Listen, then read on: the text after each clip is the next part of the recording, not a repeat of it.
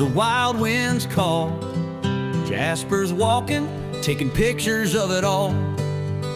Boots on the ground, heart in the sky, following the blazes, just a rambling guy.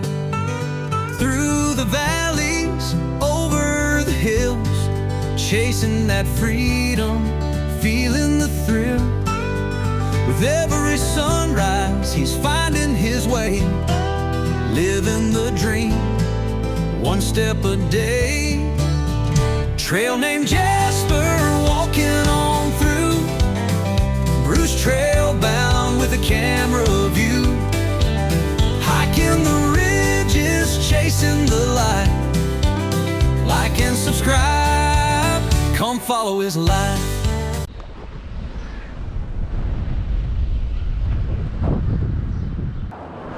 St. Bees.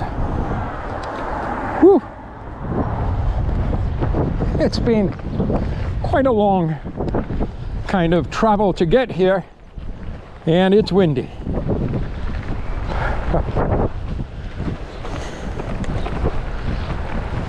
Had a lot of rain both last night and today.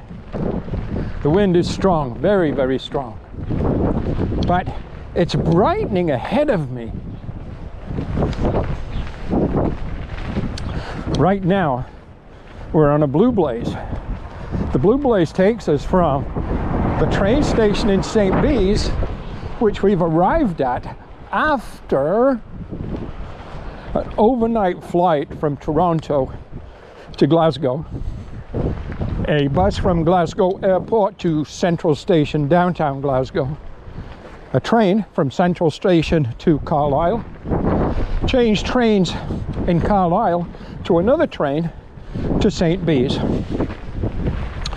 It's around 1:30, 1:45 in the afternoon, local Scottish time. Sorry, we're not in Scotland right now, we're back in England. Local English time, same as Scotland anyhow. But we've made it. We are in St. Bees, heading to the start. Heading to the start of the coast to coast. Yup, we're going to do a crossing. Now, I'm tired. I have walked. I haven't walked at all. I have traveled all night to get here, and it's kind of telling on me, no doubt about that. But there is downtown St. Bees, and it's cold. That wind is cold. But downtown, closer by the ocean, which is the Irish Sea, there is a commercial, if you will, or a holiday park that has tenting spots for coast-to-coast hikers. And I think it's around 10 or 15 English pounds to camp for the night, and use of whatever facilities they may have, maybe a hot shower, who knows. Or plan B is just to collect my pebble and jump on trail. At about 7 miles in, 11 kilometers let's say, there is a little stream, and once you cross that stream, according to Far Out, there's a little spot there that, if you're not too picky, is an okay tenting spot for the night. I'm very, very tempted to push and drop in that 7 miles, 11 kilometers today and wild camp. Save the money, because everything is expensive. It's been expensive for sure so far, and I've only just got here. Now, once I get to the official trailhead of the coast to coast, just a little past that, I think 1.5 miles to 2 miles past that, there is a stream. I can collect camp water there if I wish, and then I'll be set for camp. I can just keep hiking until I don't want to hike anymore, or until I get tired and find a little camp spot maybe. I can do that. Welcome to St. Bees. Oh, by the way, Jasper here. As if you didn't know that. Let's do what we came here to do. It's called the Seacoast Park. Holiday caravans for hire or sale. Let's just go in and inquire. Oh, actually it doesn't look like they're, or maybe they are open. Let's go in and inquire the rates and see if it's worthwhile staying tonight. We'll see. I chatted with a nice young lady. It is indeed £10, 10 English pounds, British pounds sterling, about 20 Canadian bucks. So we're just going to go have a look. Howdy. And, well, there's one tent there. I just wanted to see if it's sheltered. Because, well, it could be. Oh, there's another tent right there, sheltered. Yeah, person I could get right down here, and that would be sheltered. Or as sheltered as you can be here. And they do have washrooms and they do have showers, so I could have a nice shower and clean myself up. I'm very tempted, but I wish I wasn't a Virgo. I'll tell you why. We just cannot make our minds up. And sometimes I wish I wasn't Jasper, because everything inside me is telling me just to do what I came here to do. The trailhead is just over here, and it's 2 o'clock now. I could hike for say 3 hours and just see how far I can get.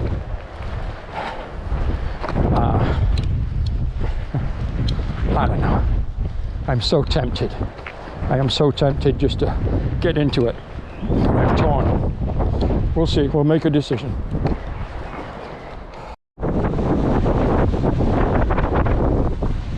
St. Bees, the start of the coast to coast walk. There's the map. St. Bees is where we are. And we are going to go all the way across England. All the way to Robin Hood's Bay. Hopefully. That's what we're going to do. Start the coast to coast walk. Let's get to it. Well, it's high tide today. So, not much chance of actually getting a pebble from there, but we can get one, which came out of the ocean. Sorry for messing you around. Right here. That is my pebble. That's the one. It's going to go with me all the way across to Robin Hood's Bay. I'm not even going to chance dipping my feet in there. It's wild. I mean wild. By the way, I do have the wind muff on now. Thank goodness.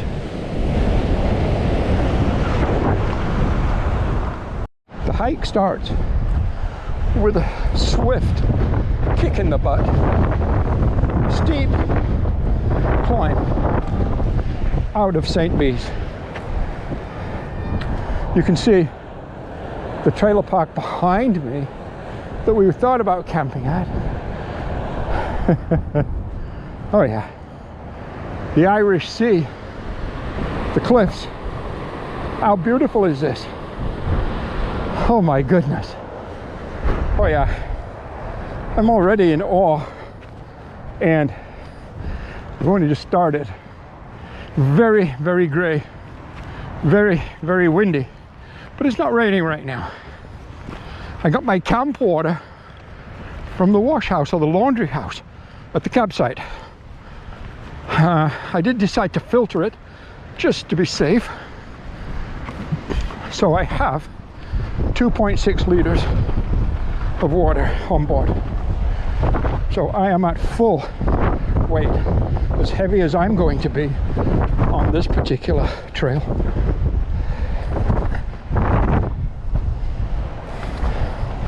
I should be around 35 pounds.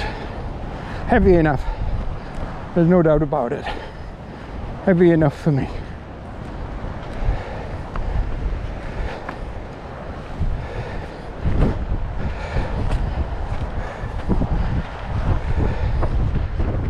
Trail leaving St. Bees follows the coastline of the Irish Sea. It's a stiff climb. Oh, just the first, say, half a kilometer or so. It's leveling off now into a more of a gentle climb. The wind is hitting me directly at 90 degrees from the Irish Sea, from my left, and it's all but pushing me over. Like, I am wobbling like a drunk man. It's a good job I'm carrying camp water just to help hold me down. But yeah, the wind is wild. Temperature, I'd say, I'm guessing at 10 degrees Celsius. Somewhere around maybe 50 degrees Fahrenheit, is that, if that would be that. Somewhere in that area is what I'm guessing. The wind chill factor, of course, would be cooler than that because the wind's so strong, but you're working hard, so it's okay. I think the rain is holding off, and I think it's going to. Looks like it's brightening ahead, although we are going to make a right turn further up here. I'm not sure how far we follow the coastline for, but I know we come to a lighthouse and we kind of make a right turn at that lighthouse and start to head inland. As we do that, I think at that point, okay, so we have there's a national trail, and well, it's all one trail. I don't really see, well, I think I have to go through this fence, to be honest with you. I think I do, because I think this trail goes this way. It's not posted to do that, but that's also posted with a green sign, and the markers for the coast to coast, I believe, are yellow. So I think we're supposed to stay to the left of this fence. Even though there is a trail at the right of the fence, we're supposed to stay to the left. I believe that's correct. Okay, so far we've made a start. Day one, well, it was a late start. It was actually about 2:30 when we actually got started on trail, but that's okay. That's okay. We've got camp water, and we can, once we make that right turn up here, we'll start to walk inland. We'll leave the Irish coast or the Irish Sea, and we'll start to walk inland. And as we do that, we won't be as exposed. The wind will drop off. There'll be some natural kind of blocking of the wind. And, oh man, yeah, just trying hard to blow me over. Whew. It's a good job that wind muff came. Okay. Okay. The famous lighthouse at St. Bees Head. More cows, by the way. I haven't really been showing you the cows, but there's lots of them. All the way back to St. Bees. Cows and sheep. Lots in every single field. Down here, not too far, there's something I want to check out. It's called, I think it's called Flat Town Hall.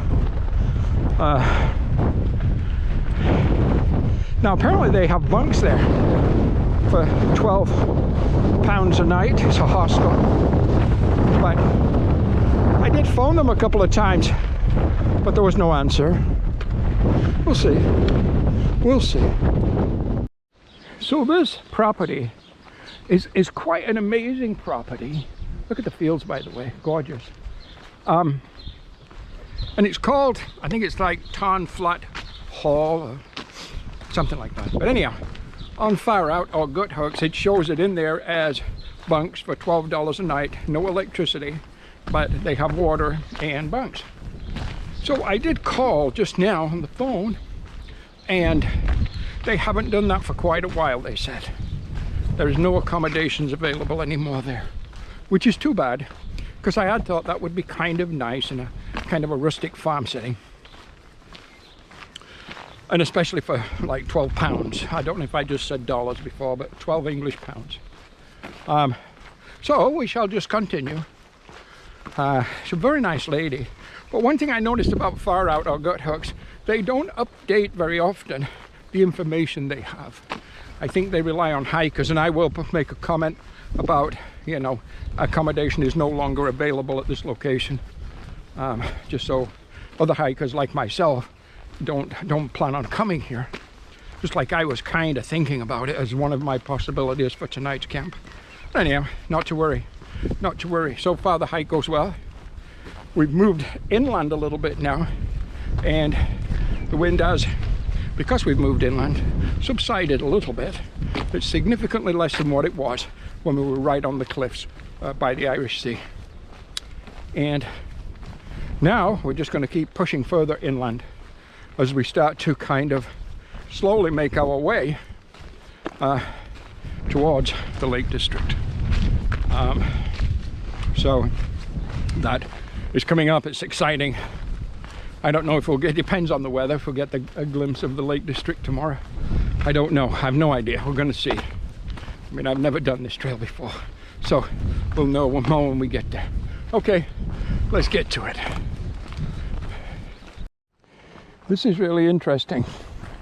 According to Far Out and the app I'm using primarily for navigation, we now walk right through an active working English farm. Yes, we do. And looks amazing. Now, with all the cows and sheep we've seen in the fields ever since we left St. Bees at like 2:30 today. I mean, there's definitely farm homes here and barns and so on. And the stone barns, unlike in Canada where we make them out of wood, maybe throw siding on them or something. Here, it's slate roofs and stone. Just take a look at that barn ahead of us. That's been there for like, well, I don't know how long, but it's been there for a very, very, very long time.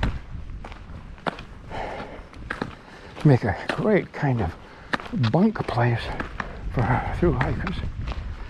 Oh yeah, certainly would. We have a signpost right here. What does it say? It probably says coast to coast to the right, because I think the app told me to go to the right. Yeah, let's have a look. Let me see if you can see. Well, it's an old sign. Let me dig out of my sternum strap. It still say coast to coast, if you can read that, which tells us to make the right turn, and the app also told me to make the right turn. Yeah, just look at this barn. Oh my lordy. Oh, and there's the new barn. But the history that this could tell. Okay, let's keep to hiking. Coast to coast. Okay, we're on track.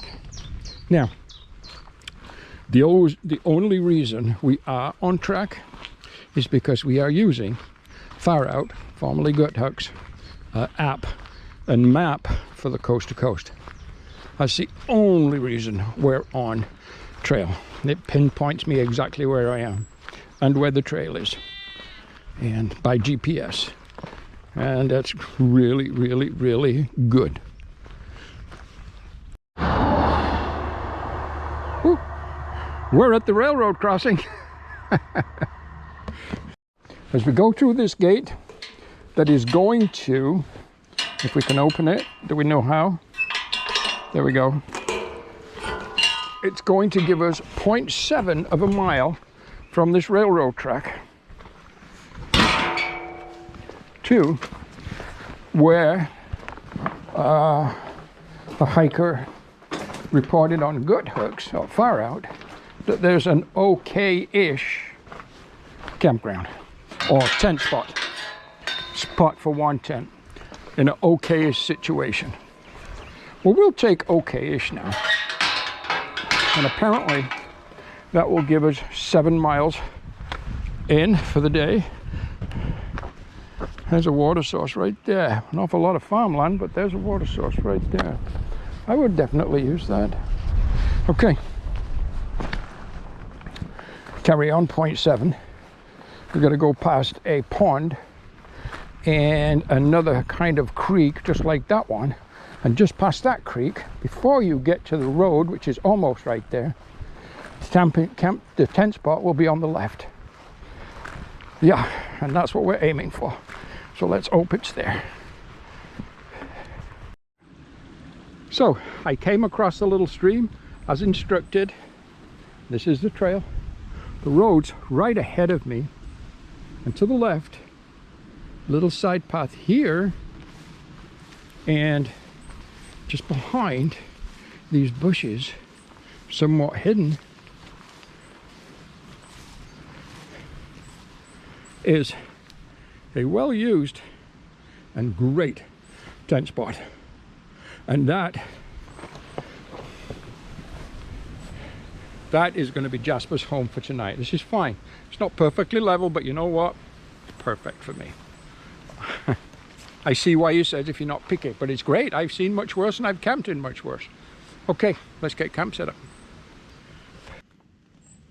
Right here, the start or the end, depending which way you're going, of Alfred Wainwrights Coast to Coast. But this is where we started. We started right here, St. Bees.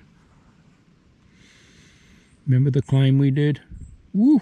Right on the coastline, over the cliffs, the howling wind. Then we went across here. We wanted to check out Tarn Flat Hall, and I'm glad we did. Cross, remember Sandalworth? Around a bend. I went past Bell House, Stanley Pond, right here. That's where we're camping right now at 7 miles.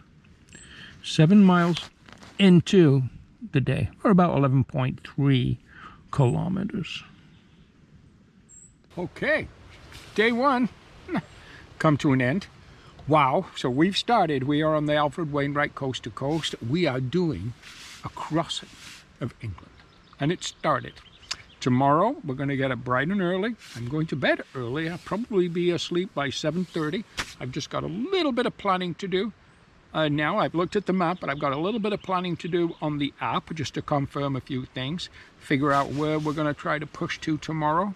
Could be looking at around, it's hard to say, I don't know, it depends on weather and conditions and trail, but I'd like to do about 16 kilometers and get very close to the Black Sail Youth Hostel. We won't be staying there, it's ridiculously expensive, but again, like this particular site we've got tonight, this camp spot, on Far Out, the hikers are saying on the river just before you get to the youth hostel, there's some decent camp spots right by the river. So that's probably what I'm looking at, and that'd be about a 16-mile day. So I'd be happy with that. I would be real happy with that. It would give me around, what, 27 kilometers, is it? Something like that. Today was about 11.3. If we did 27 tomorrow, that'd be 38.3-ish kilometers for 2 days. We'll take those, considering we started at 2:30 today. Not to mention we traveled all night. We didn't get any sleep. But I am going to sleep tonight. I'm tired. I've had my dinner. What did I have? I had one of my Star-Kissed chicken pouches, a beef ramen noodle, a couple of scoops of instant mashed potato, all mixed together to make into a delicious concoction. I had Ovaltine to drink, I had a Kit Kat bar, and I had a small package, individual package of those Fig Newtons, and there's 2 Fig Newtons in there. That's it. So in the morning, bright and early, up and at 'em. I think I'll set a wake up for 5, but we'll see. Maybe we'll get up earlier at 4.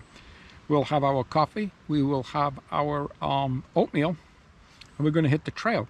I think the sun comes up at like 4:30 or something right now. Just the longest days of the year right now. It's great. So we've got full days if we want them. Anyhow, that's about it. Thank you for joining me today. Don't forget to subscribe. We do need you if the channel is going to grow. Lots to talk about. We'll talk about all the gear we're using as we get going further down the trail. Yeah, been great so far. Talk to you tomorrow. Night night.